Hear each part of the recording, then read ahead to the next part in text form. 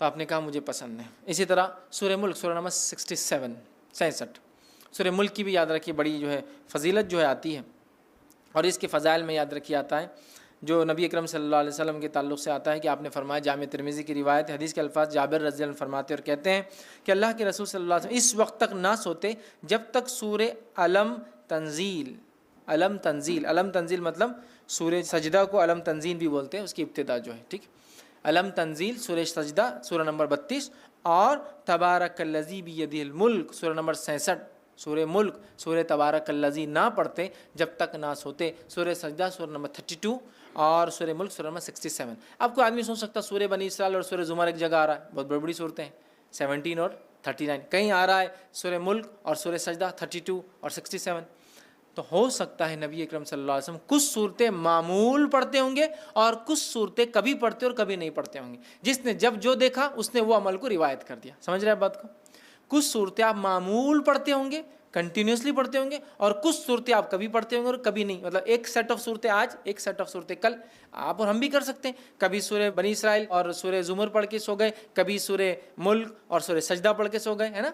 और आप सब कुछ सूरतें मुसलसल मुकम्मल और हमेशा, ऐसा सूरह इखलास, सूरह फलक, सूरह नास, छोटी छोटी हमेशा।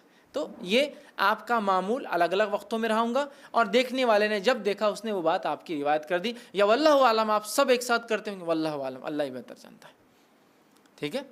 तो बहरहाल इसमें आता है कि आप दो सूरतें, मतलब अलिफ लाम मीम तंजील, ठीक है, मतलब ये सूरह सजदा और उसके बाद तबारकल्लज़ी बियदिहिल मुल्क सूरह नंबर 67 पढ़ते हैं। सूरह मुल्क को आप सल्लल्लाहु अलैहि वसल्लम फरमाते हैं और कहते हैं, हाकिम की रिवायत है, अब्दुल्लाह इब्न मसूद रज़ी अल्लाह अन्हु उसके रावी कहते हैं, सूरह मुल्क तबारकल्लज़ी बियदिहिल मुल्क अज़ाब क़ब्र से रुकावट है। आप सब रोज़ पढ़ते हो और ये अज़ाब क़ब्र से रुकावट है, आड़ है, डिफेंस है मेरा और आपका, याद रखिए। इसी तरह जो है सूरह मुल्क क़यामत के रोज़ अपने पढ़ने वालों के लिए सिफारिश करेंगी, ये इब्न माजा की रिवायत है। सूरह मुल्क सिफारिश करेंगी, याद रखिए, हत्ता कि वो झगड़ा करेंगी और उस पढ़ने वाले को बख्शा कर ले जाएंगी। ख़बर में भी बेनिफिट, आखिरत में बेनिफिट। सूरह मुल्क तबारकल्लज़ी बियदिहिल मुल्क, ठीक, वहुवा अला कुल्लि शैइन, ये आप पढ़ेंगे, इसके ये फ़ायदे।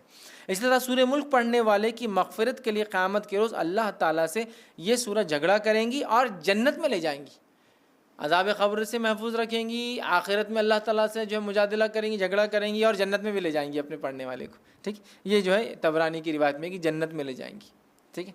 बहुत ही जो है अहम सूरत है। इसके ताल्लुक़ से एक बात जो आती है, इब्न कसीर रहमतुल्लाह ने अपनी तफसीर में सूरह मुल्क की इसको रिवायत किया। वो रिवायत इस तरह से, सूरह मुल्क ख़ुद पढ़नी चाहिए अपने बीवी बच्चों को, हत्ता कि अपने पड़ोसियों को भी इसके पढ़ने की तलक़ीन करना चाहिए, और सहाबा ऐसा करते थे, खुद पढ़ते थे, अपने बीवी बच्चों को बोलते थे, और अड़ोस पड़ोस में बोलते थे सूरह मुल्क पढ़ा करो भाई, सूरह मुल्क पढ़ा करो।